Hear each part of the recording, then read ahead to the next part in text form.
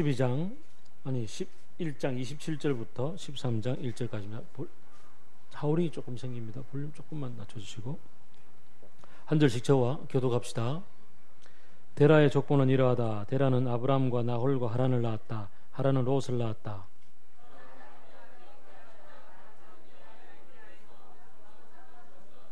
아브람과 나홀의 아내를 맞아들였다. 아브람의 아내 이름은 사레이고 나홀의 아내 이름은 밀가이다.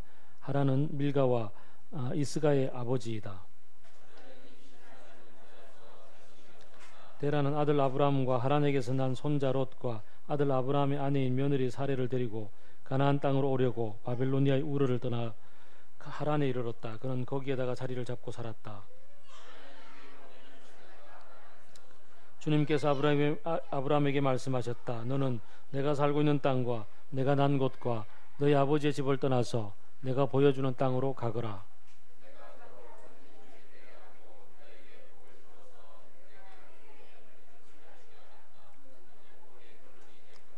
너를 축복하는 사람에게는 내가 복을 베풀고 너를 저주하는 사람에게는 내가 저주를 내릴 것이다.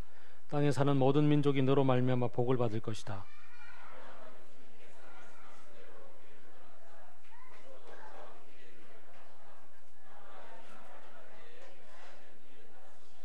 아브라함은 아내 사레와 조카 롯과 하란에서 모은 재산과 거기에서 얻은 사람들을 거느리고 가나안 땅으로 가려고 길을 떠나서 마침내 가나안 땅에 이르렀다.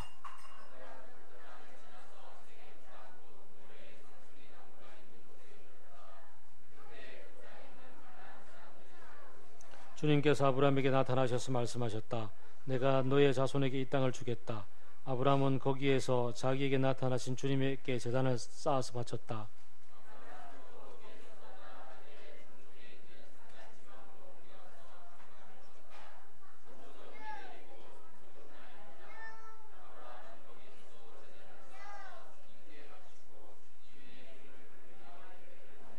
아브라함은 또 길을 떠나 줄곧 남쪽으로 가서 네게브에 이르렀다.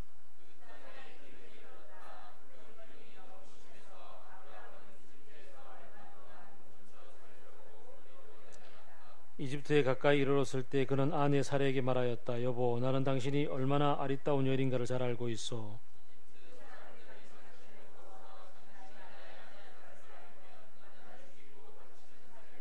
그러니까 당신은 나의 누이라고 하시오. 그렇게 하여야 내가 당신 덕분에 대접을 잘 받고 당신 덕분에 이 목숨도 부지할 수 있을 거요.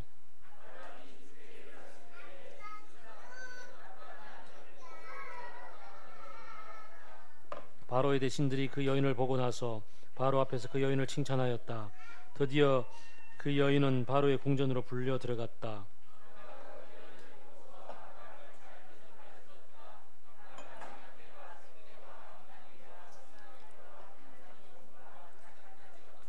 그러나 주님께서 아브라함의 아내 사레의 일로 바로와 그 집안에 무서운 재앙을 내리셨으므로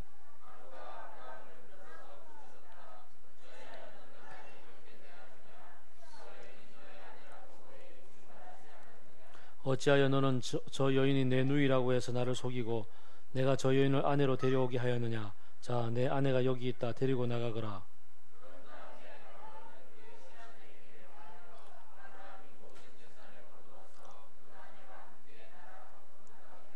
같이 읽읍시다.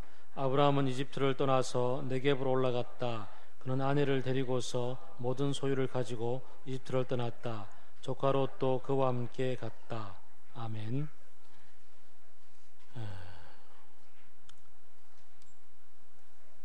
이제 사무엘상 얘기를 이어가지 않고 사울의 죽음으로 잠깐 접고 그 다음 얘기를 함께 묵상하고 나누고자 생각을 해 왔었습니다. 그런데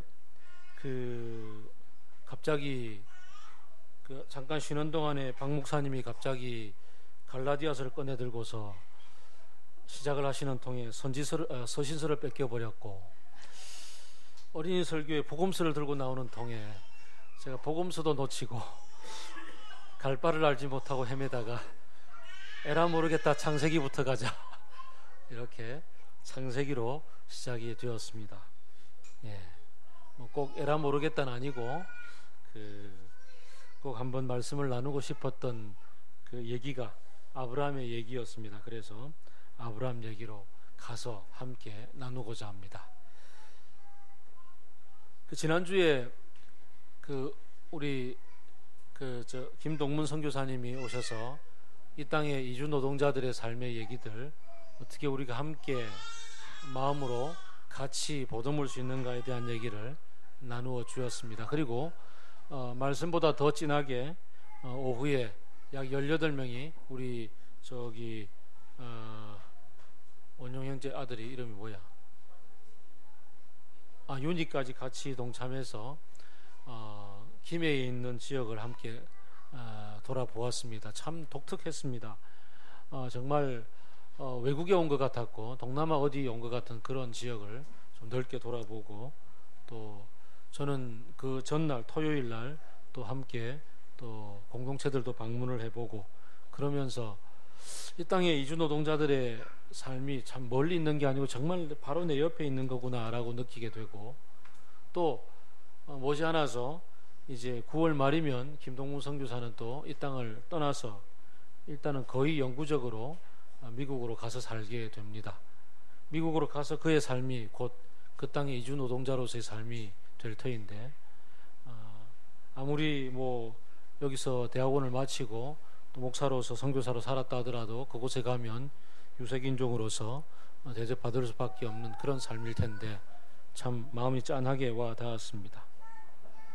오늘 본문을 보게 되면 바로 자기가 살던 곳을 떠나서 전혀 낯선 곳에 이방인으로 객으로 살게 되는 한 사람, 어쩌면 이 땅에 이주 노동자로서 와서 살고 있는 다른 사람, 내 옆에 있는 피부색이 다른 사람, 언어가 다른 사람, 그 얘기를 살아가고 있는 한 사람의 얘기를 보게 됩니다. 그 얘기가 그의 삶의 이 이주 노동자로서의 삶, 어떻게 보면 그가 노동자로서의 삶이라기보다는 꽤나 많이 가지고 떠났기 때문에 가진 자로서의 삶을 사는 것 같아 보입니다만, 그러나 참 가진 자로서의 삶 역시 타향에 가서 얼마나 비참하고 얼마나 참 이렇게 살기가 팍팍한지에 대해서 새롭게 한번 보게 될 것 같습니다. 조금 여담 같습니다만 한 달 동안 저랑 가까이 지내고 있는 한 목사님이 미국을 전역을 여행을 하고 돌아왔습니다. 김성식 목사님이라고 아마 아주 오래전에 우리 교회 와서 한번 사경회도 하셨던 적이 있을 거예요. 약간 곱추이신 목사님 있잖아요.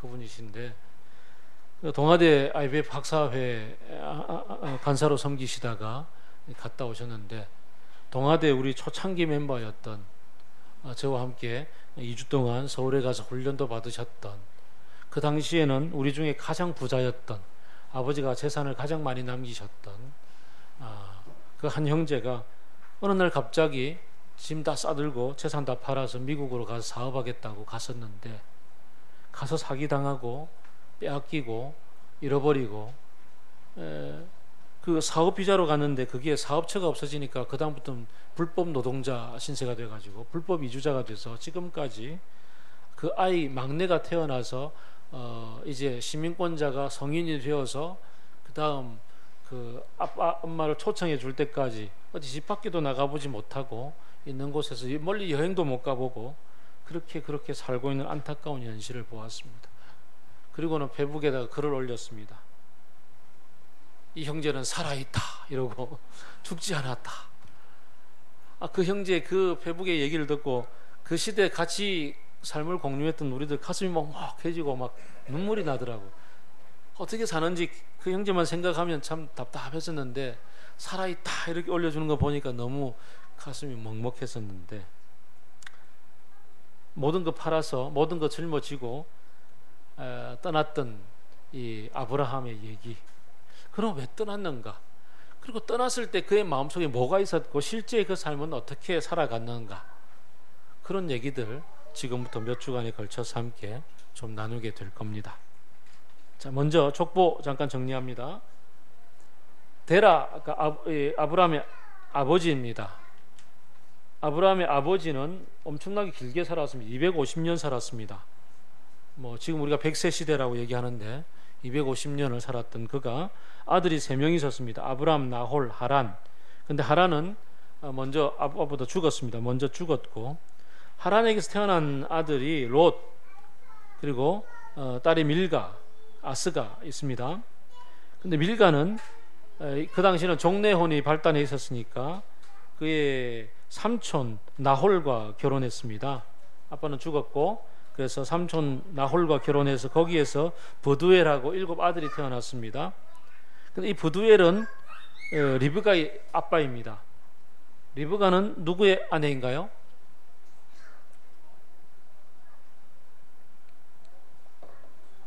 리브가 누구 아내죠? 이삭의 아내죠, 그죠? 이삭의 아내입니다. 이삭은 누구의 아들인가요? 아브라함의 아들이죠. 아브라함 밑에 사레와의 사이에서 이삭이 태어나고, 이삭의 아내가 리브가죠. 다 형제들 사이에서 이렇게 사촌들 간에 이렇게 결혼들을 했습니다. 대충 얘기가 되죠, 그죠? 자, 그 다음에 그 그림 하나 띄워 주실래요? 제가 밑에 내려놨는데 그건 안 없앴겠죠? 저는 없앴을지라도 좀 크게 안 되나요? 크게 키울 재주가 없나요? 아, 예, 됐습니다. 제가 이거 빨간 불 가져와야 되는데 또 잊어버렸어요. 자, 잠깐 보면 페르시아만 바로 옆에 오른쪽 맨 밑에죠. 여기에 지금으로 쿠웨이트입니다. 쿠웨이트 지역으로 흘러 들어가는 두 강이 티그리스 유프라테스 강이죠. 고대 4대 문명 발생지죠, 그죠? 여기에가 아주 사람들이 많이 사는 곳이죠. 그리고 왼쪽 밑에 보면은 이집트가 있죠. 고대 4대 문명 중에 하나죠. 그리고 저 위에 해 제국도 있는 데가 지금 터키 반도죠, 지금. 그리고 왼쪽에 있는 게 지중해고요. 지금 이 티그리스 유프라테스 강 지역에 많은 사람들이 흩어져 살고 있습니다.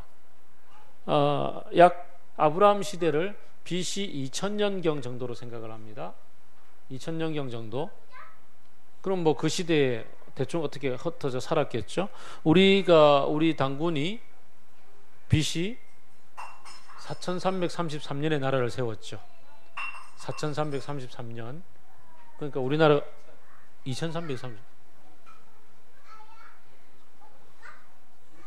2333년. 미안합니다.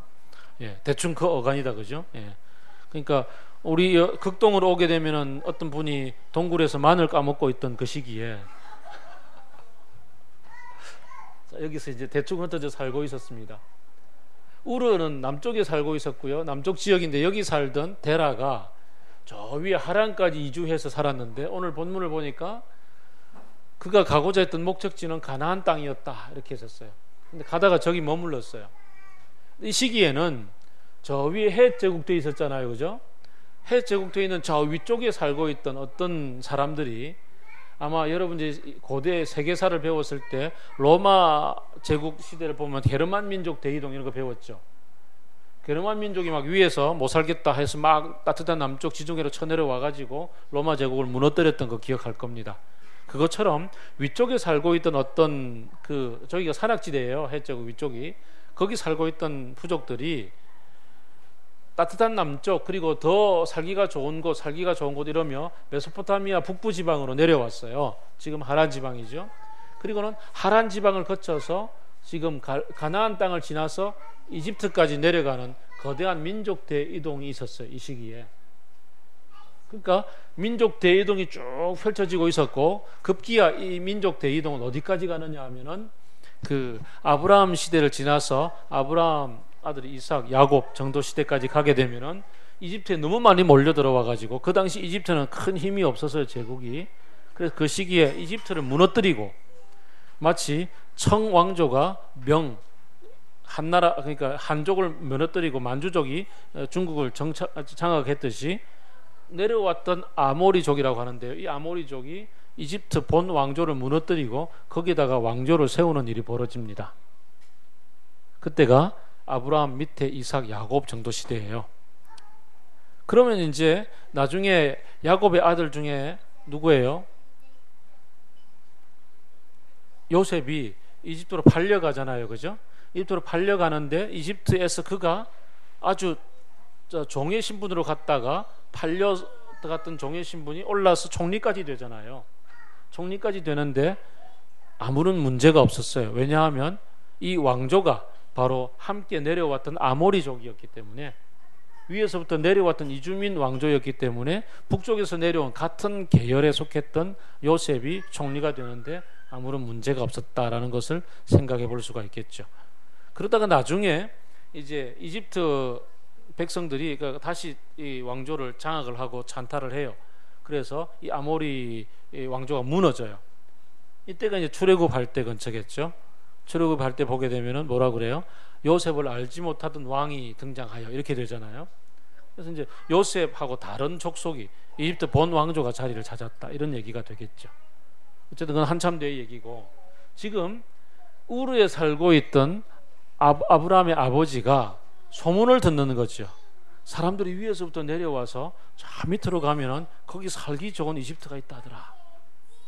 그래서 이 소문을 듣고서 그도 그 소문에 가세를 해서 한번 가볼까 이러고서 가는 거죠. 제가 아까 그 80년대 말 90년대 초에 저와 함께 IBF 신앙생활을 했던 그 형제가 가지고 있던 돈을 다 정리해서 미국으로 갔단 말이죠. 왜 갔을까? 아직도 이유는 잘 몰라요. 미스터리예요. 직접 만나서 못 들었기 때문에 아마 제가 그 얘기를 들으러 한번 가야 될 것 같아.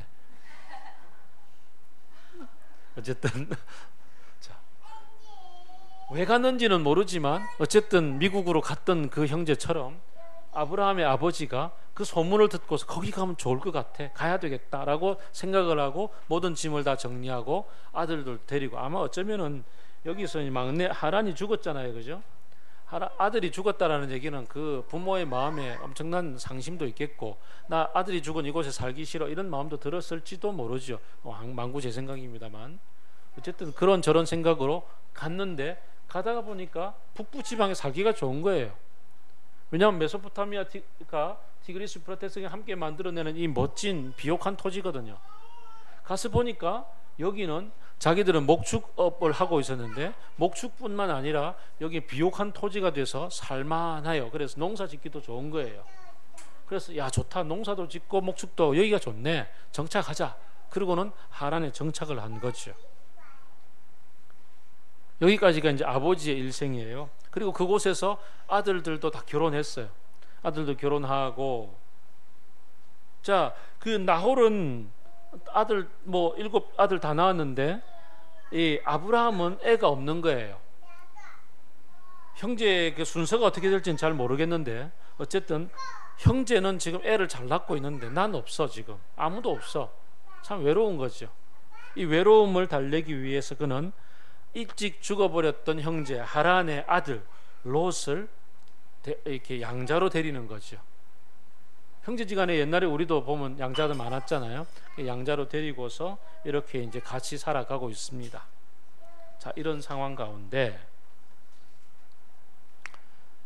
고대에는 이제 특별히 목축을 하든 농사를 짓든 그 연중 연례 행사들, 절기들 이런 걸 따라서 신들을 섬기잖아요. 그래서 이 당시에 메소포타미아 지방 북부 지방의 가장 중요한 신은 달 신이었어요. 달. 이집트로 가게 되면 해신이 있죠. 이집트는 태양신을 중심으로 하는 반면에 위에는 달신이었어요. 그래서 위에서는 주로 음력을 쓰고요. 태양신 이집트에서부터 이제 양력들이 많이 발달하고요. 이게 달력도 그렇게 주기가 만들어져 갑니다. 참 재밌는 것은요, 밑에서의 이집트에서의 그 농사를 짓고 있잖아요. 이집트도 요 위에도 농사를 짓거든요. 농사를 짓는데 여기에 이렇게 주기가 달라요. 이 티그리스 유프라테스 강은요, 어떤 주기가 있느냐 하면은 농번기 때 비가 엄청 와요. 우리나라 여름에 장마가 태풍과 같이 겹치면 완전히 젖담아 버리잖아요. 그런 거하고 똑같아요. 그래서 강이 범람해서 완전히 농사를 망쳐요. 그래서 이 동네는 어떻게 하든지 강을 잘 지키기 위해서 강둑을 계속 높이 쌓아요. 계속 높이 쌓고, 그래서 치수가 굉장히 중요해요. 치수를 잘못하면 왕이 쫓겨나기도 하고 막 그래요.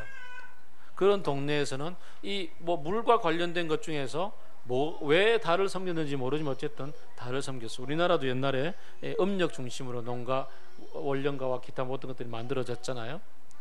거기에 비해 이집트는 이 비가 아주 도움이 돼요. 휴경기 때 비가 와요. 휴경기 때 비가 와서 쫙 넘치면 어떻게 돼요? 농사 짓고 있는 땅이 아니니까, 놀고 있으니까 이렇게 강물이 모든 비옥한 양분들을 다 넘치게 만들어줘요.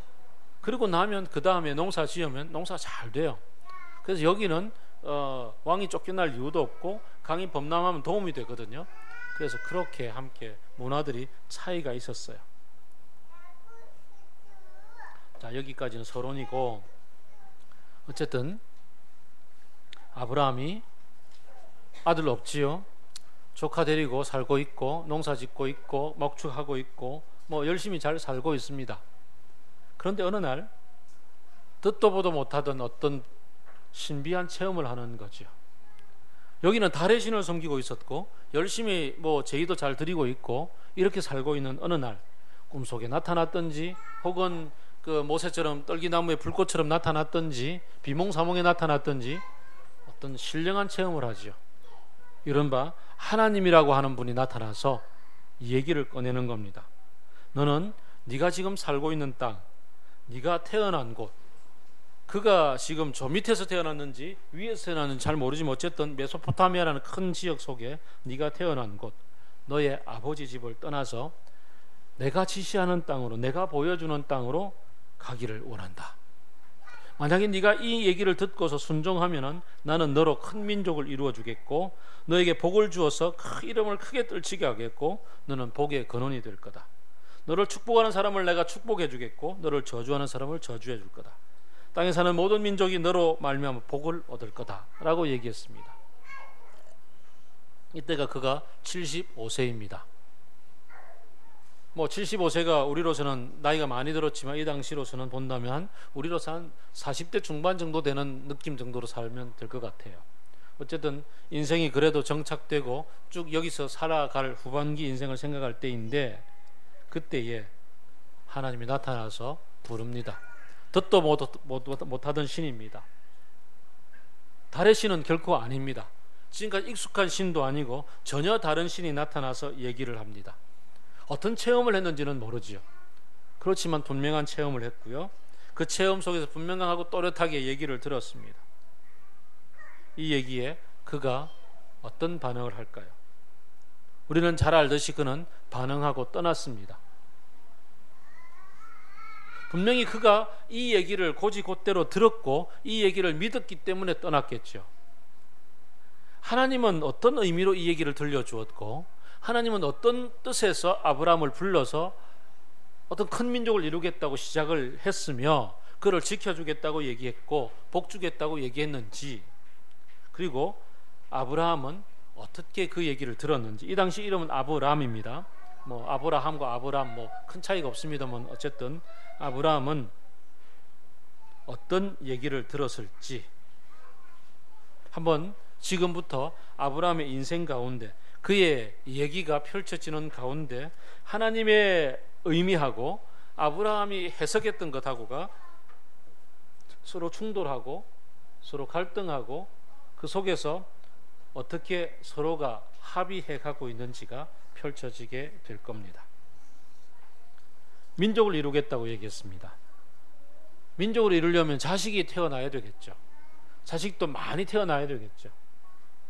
물론 여러분이 잘 아는 것처럼 앞으로 가게 되면 사라는 100세가 될 때까지 90세로부터 10년이 지날 동안에 100세가 될 때까지 아니지 아브라함이 100세가 될 때까지 그러니까 75세 떠나서 100세가 될 때까지 몇 년이에요?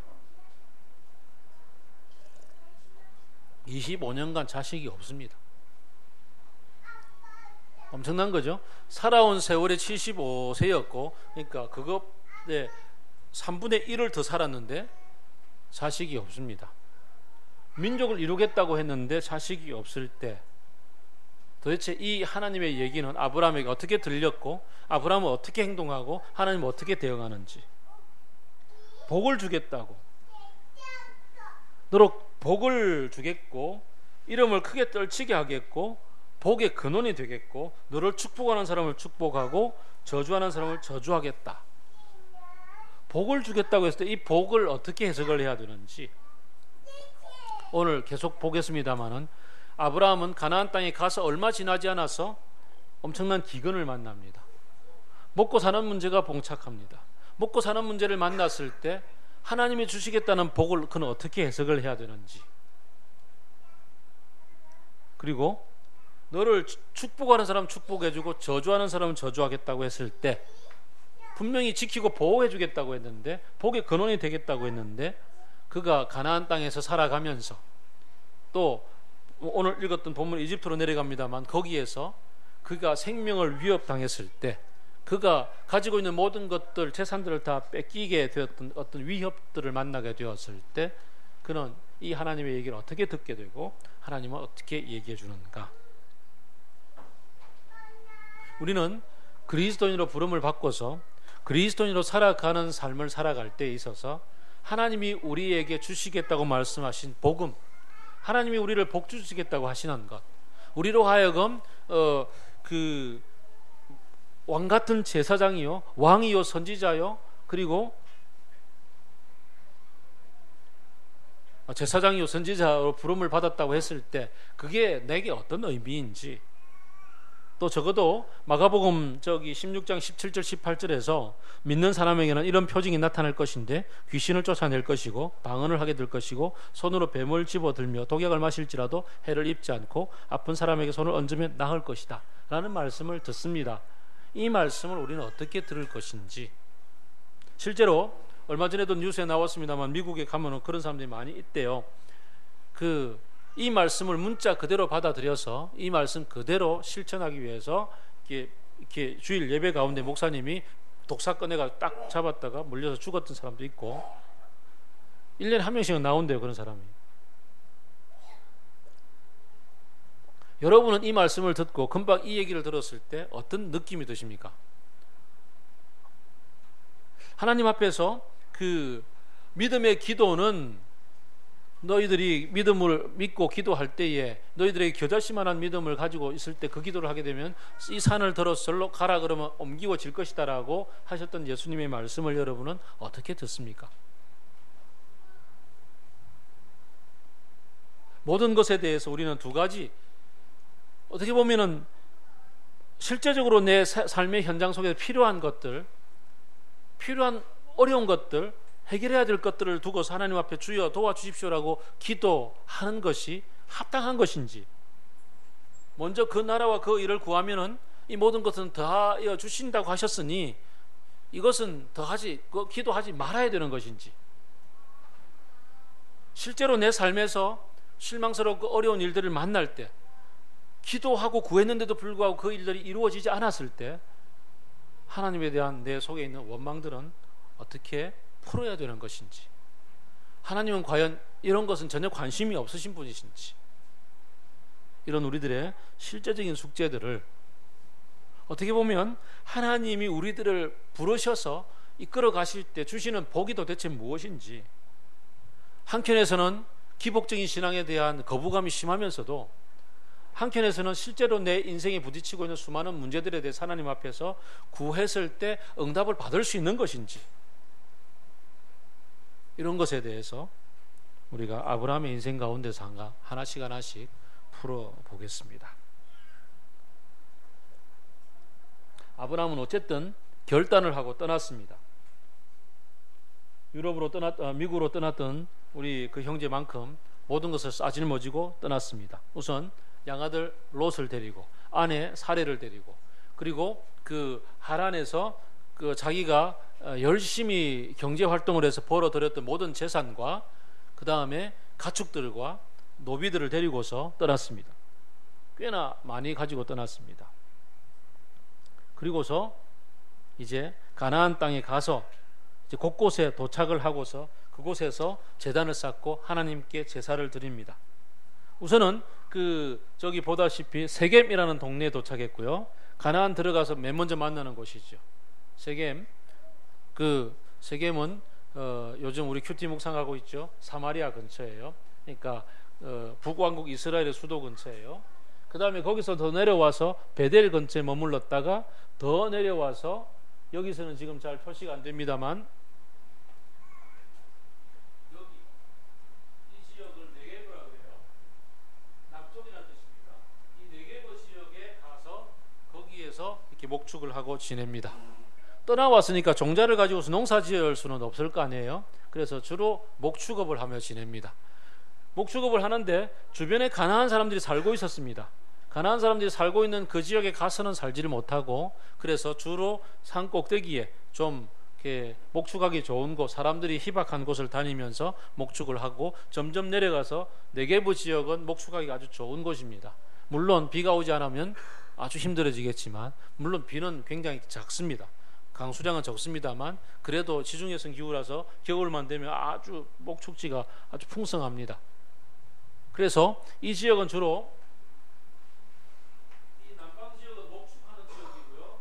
이쪽에 약간 이쪽에 가난한 쪽에 지중해 변은 농사 짓는 곳이에요.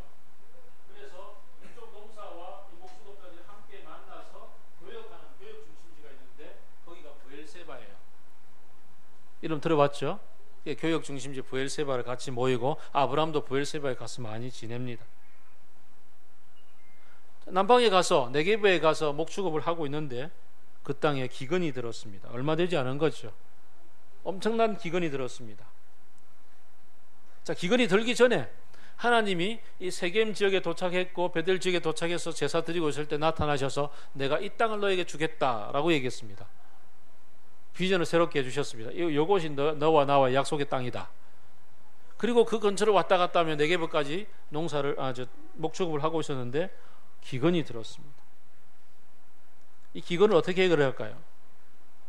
아브라함은 우선 이 땅이 하나님이 주신 땅이라는 것에 대해서 말씀을 들었기 때문에 이 땅에 대해서 떠날 마음은 없었으나 기근을 만났기 때문에 잠시 기근을 피하기 위해서 이집트, 거기는 먹을 것이 풍성하고 기근하고 전혀 상관없는, 아까 말씀드렸듯이 범람하고 그 다음에 농사 잘 짓고 먹을 것이 풍부한 그곳에 가서 잠시 머물렀다가 기근이 없어지면 올라오리라 생각하고 갑니다. 별 생각 안 해본 것 같죠, 그죠? 아브라함이 앞으로 보게 되겠습니다만 하나님하고 대화 나누는데 상당히 발전적으로 이렇게 대화가 발전해 나가고 있거든요. 근데 오늘 본문에서는 기근 만나자 잠시 내려갔다 오면 되겠지라고 대화를 시도할 생각은 하지 않고 먼저 내려갔습니다. 근데 가니까 문제가 생깁니다. 그곳은 가나안 땅하고 다르게 사람들이 있는 곳을 피해서 이렇게 산속에서 목축하고 지낼 수 있는 광야가 별로 없어요. 사람들이 다 농사 짓느라고 다 땅 차지하고 살고 있고 성을 짓고 살고 있고, 자, 저기에 들어가게 되면은 먹거리를 얻기 위해서 가게 되면은 성 속에 들어가게 될 텐데, 사람들 이제 그 관리들 만나고 왕을 만나게 될 텐데, 내가 지금 들고 가고 있는 이 수많은 우양 가축들과 내 노비들과 이 모든 것들을 들고 가서 저 사람들이 날 받아줄 수 있을까? 이 모든 것을 빼앗기 위해서 나를 그냥 목숨 탁 하나 끊어버리면 이 모든 게 자기들께 될 텐데, 안전에 대한 문제가 심각해지죠. 당연하지 않겠습니까? 지금 그 지중해에서 이탈리아 반도로 지금 아프리카에서 엄청나게 많은 난민들이 배 타고 들어가고 있습니다. 어쨌든 못 살겠다는 건 내전이 많으니까, 기근도 많고, 올라가서 살겠노라고 도착해서 과연 살 수가 있을까? 받아줄까? 거의 많은 경우가 그냥 배가 뒤집혀서 그냥 수장당하고 죽고, 들어가더라도 거의 살기가 힘들 만큼 그냥 팍팍한 인생입니다. 어쨌든 갔습니다. 가는데 살 수 있을까? 받아줄까? 생각을 하죠. 야, 안 되겠다. 니 참 예쁘잖아. 예쁜 너를 좀 잠시 좀 드리자. 왕에게 좋은 선물을 바치면 해결이 안 되겠냐. 네가 제일 예쁘니까 네가 가서 너도 먹고 살게 풍성한 그곳에 가서 파라오의 왕비가 아니고 후궁도 아니고 첩입도 아니고 뭐 어쨌든 선물, 궁녀 중에 한 사람 정도는 되겠지만 그 정도라 해도 내 먹고 살 수 있잖아. 어떻게 되지 않을까? 그래서 아내를 누이라고 속이고 바치기로 결정합니다. 여성들이 이 당시는 그냥 재산 목록의 1호였으니까 그냥 이해해 주시기를 바랍니다. 가장 중요한, 가장 확실한 방법으로서 외교전을 펼친 거죠. 우리가 큐티 말씀에서 묵상하듯이 보게 되면 어때요? 결혼이 외교 정책 중에 아주 중요했잖아요. 바치는 게 중요한 거예요. 잠시 몸부쳐 살려고 갔는데 대가로 지불해야 될 것은 자기 아내를 바치는 거예요. 근데 뭐 생각해 보면 지금까지 몇 살에 결혼했는지 모르지만 적어도 수십 년을 지내왔는데 애도 못 낳잖아. 여자의 쓸모가 노동력, 애 낳는 거 속으로 굉장히 기쁜. 어쨌든 이런 것이 고대 사회의 여성의 아주 중요한 쓰임새였는데 애도 못 낳지요, 나이도 들었지요, 뭐 예쁘기만 예쁘단 말이죠. 그럼 선물로서의 가치는 충분하다.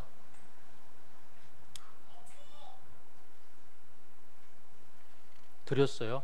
그리고 대가로 파라오가 엄청나게 마음이 흡족했고 보물들도 주고 가축들도 주고 선물을 엄청 주면서 지내라는 거죠. 나중에 요셉 시절에 보면 알겠지만 그 이집트에서는 목축업자보다는 농사 짓는 사람들이 더 대우를 받아요. 목축업자는 좀 천민 취급당해요. 우리나라 백정 취급하듯이. 그래서 그 뭐 양들 좀 쳐 이러면서 이렇게 아주 그냥 제대로 잘 받아줘요. 근데 이제 문제가 생기죠. 하나님은 다른 생각을 가지고 계셨던 거죠. 하나님은 아브라함에게 아내가 있다는 게 매우 중요하고 그 아내가 아이를 비록 낳지는 못한다 할지라도 하나님께서 이 아내를 통해서 그 다음 일을 펼쳐내실 거라는 원대한 꿈을 갖고 계신 거죠. 내가 너로 큰 민족을 이루게 하겠다라는 얘기를 앞으로 여러분 잘 알겠지만, 이미 알고 있는 얘기지만 이 사라를 통해서 아이가 태어나고 그를 통해서 큰 민족을 이루겠다는 꿈을 갖고 계셨던 거죠. 근데 이 사라를 빼앗겨 버렸으니 안 되잖아. 그래서 하나님은 파라오의 집에 큰 재앙을 내렸다. 어떤 재앙인지 모르겠어요. 그게 뭐 나중에 그랄 왕 같은 경우에 되면 전염병 뭐 이런 거였는데요, 태를 닫아버렸다 이랬는데요, 어쨌든 간에 엄청나게 큰 재앙을 만났어요. 재앙 끝에 그가 왜 이런 재앙이 벌어졌는지 박수를 불러설 수도 있겠고요, 그 다음에 점치는 사람을 불러가 물어봤을 수도 있겠고, 아니면은 이 여자가 오자마자 재앙이 왔으니까 이 여자를 닥다 해가 물어봤을 수도 있겠고, 어쨌든 알아냈어요. 사라가 누이가 아니라 아내라는 것을 알았고, 이 아내를 자기가 빼앗아 온 것 때문에 이 재앙이 벌어졌다는 것을 알았습니다. 그래서 아브라함을 불러서 야단을 치죠. 네가 왜 도대체 이렇게 했느냐, 그러면서 다 데리고 가라, 빨리 가라, 막 그냥 전염병 보내듯이 얼른 빨리 보내라고 얘기를 한 거죠. 그래서 나왔습니다. 쫓겨 나오듯이 나왔는데 13장 1절을 보니까 은근 가축이 풍성하게 해서 나왔습니다. 하나님은 잘못한 건 분명히 아브라함일 것 같은데 속인 것도 아브라함이고, 그리고 뭔가 자기 계략들을 만들어 가지고 자기 계략 때문에 지금 좀 하나님의 계획이 뒤틀리게 만든 것도 아브라함인데, 아브라함에게는 한마디 야단도 안 치시고 한 말씀도 안 하셨어요. 대신에 파라오의 집에 재앙을 내리셨어요. 그리고 그 재앙 때문에 그가 보내도록 만들었어요. 도대체 왜 애꿎은 파라오만 고생시키는 걸까? 왜 그럴까요?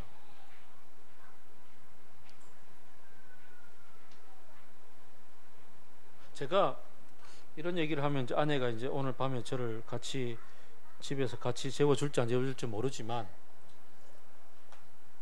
제 아내에게 제가 키 작다는 얘기를 한 5년 정도 전부터 하기 시작했어요. 놀림감으로 삼는.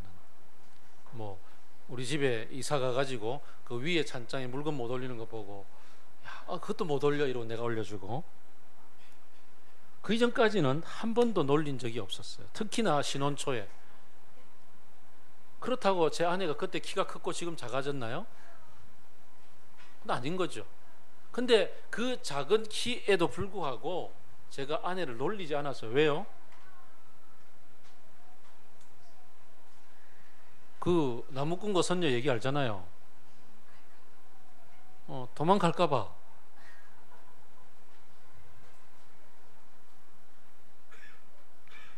아브라함하고 하나님하고 만나가지고 처음이잖아요. 지금 익숙한 달신도 아니고 만나왔던 사람도 아니고 하나님이 아브라함을 처음 만나가지고 야, 너 나 따라와라 그러면 죽게 그랬는데 그거 하나 믿고 온 것만 해도 얼마나 큰 일이에요. 도대체 제 아내가 이렇게 고생시키고 뭐 개척하고 뭐 정교조 해직 당하고 뭐 이런 삶을 살 거라고 예상하고 결혼했을까요? 전혀 예상을 못했을 거라고. 가면 장밋빛 꿈을 꾸고 뭐 아주 행복하게 살 거라고 생각했지 이렇게 고생시킬 거라고 생각을 안 했던 아내에게 고생시키는 것만 해도 어딘데 제가 키 작다고 놀려봐 어떡하겠어요. 그래서 안 했다고요. 하나님도 마찬가지가 아닐까요? 아브라함하고 처음 만나서 내 말 믿고 따라온 것만 해도 어딘데 그것만 해도 감지덕진데 복 주겠다 그랬는데 큰 민족 이루겠다고 했는데 지켜주겠다고 했는데 한 번도 시험을 해본 적이 없어요. 한 번도 지켜주겠다는 이 현실의 어떤 부딪힘 속에서 하나님을 의지했을 때 극복해본 경험이 한 번도 없는 아브라함이 기근을 만났고 기근 앞에서 그가 하나님이 어떻게 해줄지 모르는 상황 가운데서 그의 생각과 그의 당시의 방식으로서 이집트로 갔고 그것도 잠시라고 아주 성경 기록하고 있는 만큼이나 그래도 내 마음의 중심은 여기 사는 것이 있습니다 라고 생각하고 잠시 갔다 오려고 갔는데 가는 비용이 크더란 말이지. 이런 아브라함에 대해서 하나님이 뭐라고 얘기하시는 걸까요? 야, 그럴 수도 있다. 그렇지만 그거 아닌 건 알겠지. 내가 지금 너의 아내를 귀히 여기고 있다는 것 정도는 지금 알아차릴 수 있지 않겠니? 라고 이 상황 전체를 풀어 가시는 거죠. 다음부터 좀 잘하면 되지 않겠냐? 어떻게 첫 술에 배부르겠어? 물론 파라오가 고생한 건 좀 미안한 일이지만 그렇지만 말이야. 그래도 난 네가 중요하거든. 그러면서 아브라함에게 하나님은 어떻게 보면 격려성 그리고 어때? 고생은 좀 했지만 다 풍성해졌지 않니? 내 말 듣고 나오니까 풍성해졌지? 이러면서 이제 제법 챙겨주시는 하나님. 이런 하나님 아닐까 생각을 해봅니다. 만남의 초기. 아브라함은 어떻게 생각했을까요? 야, 참 하나님이 신기하다. 내가 어떻게 그런 계획을 세우고 했는데도 이렇게 놀랍게 문제가 해결되는구나. 야, 아무튼 어쨌든 땡큐 고자이마스 이러고 이제 오는 거죠. 제법 풍성해졌어요. 이 방식이 나쁜 걸까? 하나님이 원치 않는 걸까? 그런 생각을 해보았을까요? 해볼 수 있으면 좋겠는데 하나님이 이 아내를 귀히 여기고 있다는 사실을 이런 상황 가운데서 깨달을 수 있으면 알아차릴 수 있으면 좋겠는데 아브라함은 사실 못 알아차리거든요. 올라와서 또 먹고 살 문제가 부딪혀가지고 그랄이라는 성으로 들어가게 되었을 때 그곳에서 또 한 번 똑같은 일을 벌여요. 그러고 보면 믿음의 조상 아브라함이 어제 우리 큐티 말씀에서 우리와 성정이 똑같은 엘리야를 묵상했던 것처럼 우리하고 똑같은 자기중심성이 강하고 그리고 우리와 똑같이 눈앞에 펼쳐지고 있는 문제들을 어떻게 해결할지에 대해서 자기식대로의 방식을 고집하고 주장하고 펼쳐내고 이 시대 사람들이 따라가고 있는 방식들을 다 그대로 추구하고 있는 사람에 지나지 않는다 정도로 보게 되는 거죠. 그런데 아브라함이 점점 인생을 살아가면 살아갈수록 나중에는 우리가 알듯이 자식의 하나밖에 없는 이삭을 하나님 바치라 그러니 바치라는 결단을 하기에 이르기까지 엄청난 믿음의 사람으로 자라나가는 것을 보는 거죠. 하나님께서 우리를 부르실 때 하나님께서 우리를 처음 부르실 때 처음부터 엄청난 믿음을 엄청난 결단을 요구하시고 그래서 순교자의 길을 가야 되겠다고 너 이제 나와 함께 순교자의 길을 가자고 그렇게 부르시고 그 길을 제시하시는 그런 높은 기준을 제시하는 분은 결코 아니라는 것을 알아야 합니다. 우리를 처음 부르시고 하나님과의 인생의 길을 걸어감에 있어서 맞닥뜨리는 문제들 하나하나를 풀어가면서 하나님께서 우리들에게 나와 걸음을 맞추어 가면서 스텝 바이 스텝으로 함께 일을 풀어가시는 분이라는 것을 우리가 기억해야 합니다. 하나님은 분명히 말씀해 주셨어요. 너로 큰 민족을 이루게 하겠고 복을 주겠고 이름을 떨치게 하겠고 너를 지켜 보호해 주겠다라고.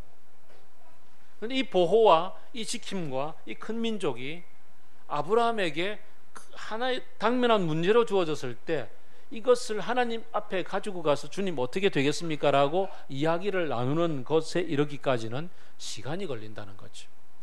그리고 하나님이 원하시는 그 의미가 무엇입니까? 라고 하나님께 그것을 물어가는 것도 시간이 필요한 문제죠.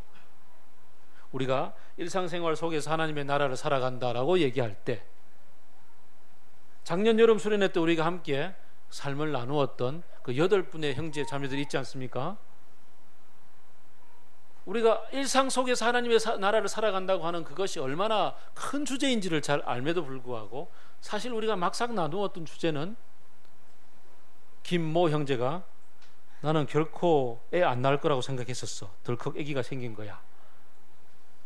이런 얘기부터 시작하지 않았습니까? 난 다시는 결혼하지 않겠다는 생각을 했던가요 그때?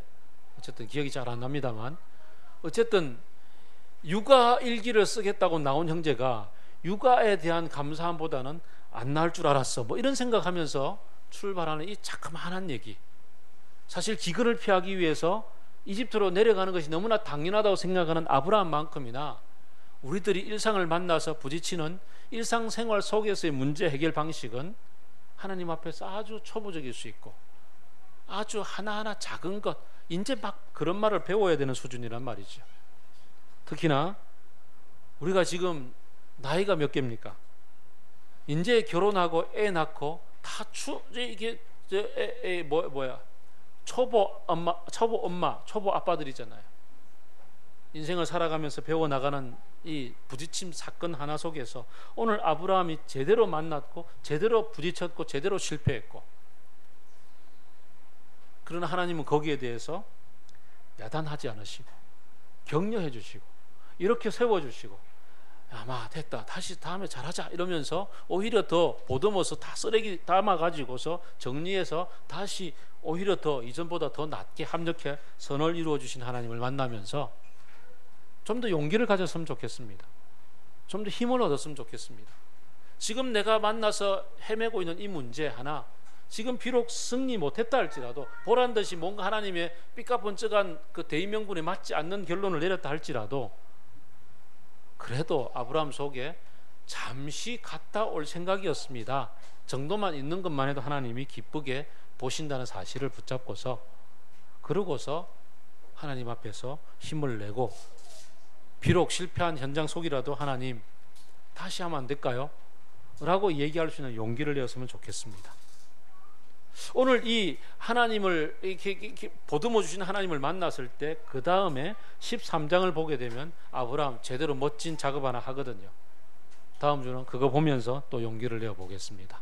오늘 내 현재 모습 속에 하나님의 나라를 산다는 게 뭔지 아주 작은 것부터 부딪히는 나 자신을 만나면서 그 속에서 하나님이 나를 격려해 주시는 말씀을 듣고서 오늘 제가 마지막 그 주보에 써놓은 거 있지 않습니까?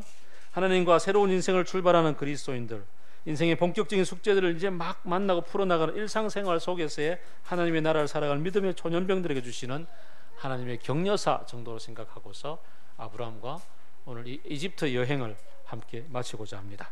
기도하겠습니다.